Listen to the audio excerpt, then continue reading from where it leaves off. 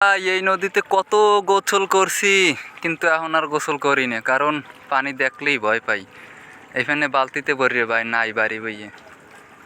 তো দেখেন যে বিকেলবেলা আসলাম নদীর পাড়ে ঘুরতে, তো এসে দেখি যে শুধু 2-3টা নৌকা আছে। 2-3টে না, দেখলে অনেকগুলোই দেখা যায় আর কি নদীতে। হয়তো ক্যামেরায় দেখা যায় কি না, সে ক্যামেরায়ও দেখা যায়, আর আমি খালি চোখে অনেকগুলো নৌকা দেখতে পারছি। তো এটা হচ্ছে বরিশালের সন্ধ্যা নদী। আর এই যে দেখেন একটা নৌকা, আর কি কি বলবো যে এটার শেষ, এই পাশে একটা আছে, এগুলোর মেয়াদ শেষ, যার কারণে এগুলো আর জেলেরা নেয় না। তো কেউ যে কাট করে নেবে সেটাও নেয় না। তো দেখেন ওই দূরে কিন্তু অনেকগুলো জেলে আছে, তো সবাই কিন্তু মাছ ধরতেছে।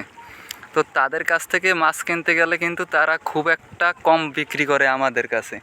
তো আমরা যারা মাছ কিনতে আসি তাদের কাছে খুব একটা কম বিক্রি করে, কারণ আমরা যারা পাড়ে বসে কিনি তারা কিন্তু বেশি একটা দাম বলি না তার জন্য। তো আজকে ব্লগ নিয়ে চলে আসলাম বরিশালের সন্ধ্যা নদী। তো আমি ওই কূলে যাইতে পারতেছি না, কারণ ওই কূলে আরও 2জন লোকে আর কি বড়শি বেয়। তো দেখেন যে বরিশালের সন্ধ্যা নদীতে প্রচুর পরিমাণে মাছ, যার কারণে মানুষ কিন্তু বড়শি একদিকে বাইতেছে, আর একদিকে কিন্তু জেলেরা প্রচুর পরিমাণে নৌকো দেখা যাচ্ছে ভাই।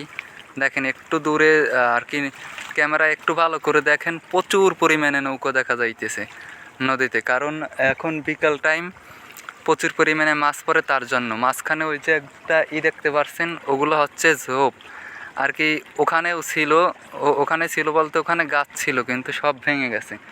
আসলে ভাই কি বলবো যে আমাদের এই বরিশালের সন্ধ্যা নদী দেখেন ভাঙতে ভাঙতে কোথায় চলে আসছে। নদী প্রায় শেষ, আমাদের বাড়ি আর একটু হইলেই হয়তো যাইবে। 2027 বছরের ভিতরেই আমাদের বাড়িও ধরবে, এই রকমের পরিস্থিতি। প্রচুর পরিমাণে এপার থেকে ভাঙতেছে আর ওপার থেকে কিন্তু গড়তেছে।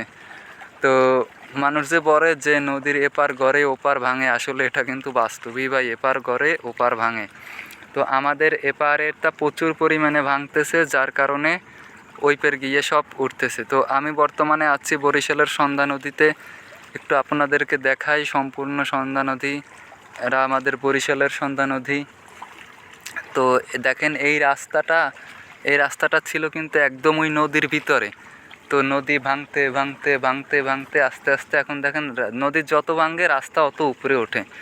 তো এবছর মনে হয় রাস্তা বান্ধা শেষ, কারণ এবছর যদি এই রাস্তা ভাঙে যায় তাহলে আর এটা গড়া হবে না, কারণ ওই কুল থেকে ইটের রাস্তা আছে, ওইটাই অ্যাভেলেবেল মানুষ চলাফেরা করবে। তো ভাই ভালো থাকবেন সবাই, আমার হাতে সময় নাই, তাই এর বেশি